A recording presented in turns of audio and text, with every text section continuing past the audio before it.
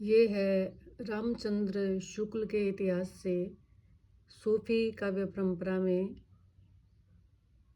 सत्यवती कथा जो कि ईश्वरदास ने लिखी है। वो कहानी, यह कहानी दोहे चौपाइयों में लिखी गई है, जिसका आरंभ तो व्यास जन्मेजय के संवाद से पौराणिक ढंग पर होता है, पर जो अधिकतर कल्पित, स्वच्छंद और मार्मिक मार्ग पर चलने वाली है।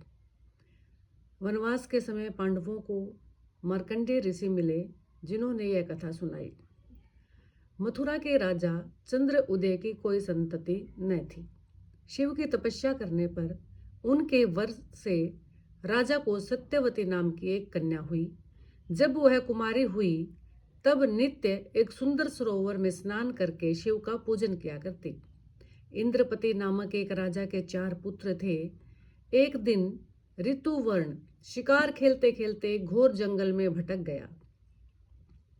एक स्थान पर उसे एक कल्प वृक्ष दिखाई पड़ा, जिसकी शाखाएं 30 कोस तक फैली थी। उस पर चढ़कर चारों ओर दृष्टि दौड़ाने पर उसे एक सुंदर सरोवर दिखाई पड़ा, जिसमें कई कुमारियां स्नान कर रही थी। जब वह उतरकर वहां गया तो सत्यवती को देखकर मोहित हो गया। कन्या का मन भी उसे देखकर कुछ डोल गया।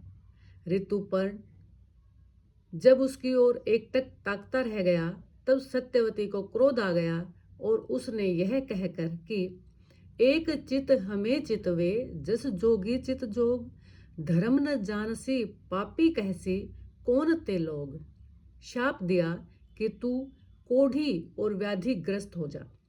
ऋतुवर्ण वैसा ही हो गया और फूट फूट कर रोने लगा। रोवे व्याधि बहुत पुकारी, छोहन वृक्ष रोवे सब झारी, बाघ सिंह रोवत बन माही, रोवत पंछी बहुत ओनाही। यह व्यापक विलाप सुनकर सत्यवती उस कोढ़ी के पास जाती है, पर वह उसे यह कहकर हटा देता है कि तुम जाओ अपना हंसो खेलो। सत्यवती का पिता राजा एक दिन जब उधर से निकला, तब कोढ़ी के शरीर से उठी दुर्गंध से व्याकुल हो गया। घर आकर उस दुर्गंध की शांति के लिए राजा ने बहुत दान पुण्य किया। जब राजा भोजन करने बैठा तब उसकी कन्या वहां न थी। राजा कन्या के बिना भोजन ही न करता था। कन्या को बुलाने जब राजा के दूत गए तब वह शिव की पूजा छोड़कर नहीं आई। इस पर राजा ने क्रुद्ध होकर दूतों से कहा कि सत्यवती को जाकर उस कोढ़ी को सौंप दो। दूतों का वचन सुनकर कन्या नीम की टहनी लेकर उस कोढ़ी की सेवा के लिए चल पड़ी और उससे कहा, तो ही छाड़ी अब मैं कित जाऊं, माई बाप सौंपा तू ठाऊं, कि मैं अब तुम्हें छोड़कर कहाँ जाऊं, मेरे माँ बाप ने मुझे तुम्हें सौंप दिया है।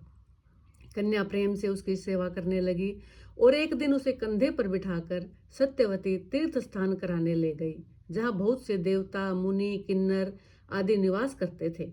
वहां जाकर सत्यवती ने कहा, यदि मैं सच्ची सती हूं तो रात हो जाए। इस पर चारों ओर घोर अंधकार छा गया। सब देवता तुरंत सत्यवती के पास दौड़े आए। सत्यवती ने उनसे ऋतुवर्ण को सुंदर शरीर प्राप्त करने का वर मांगा।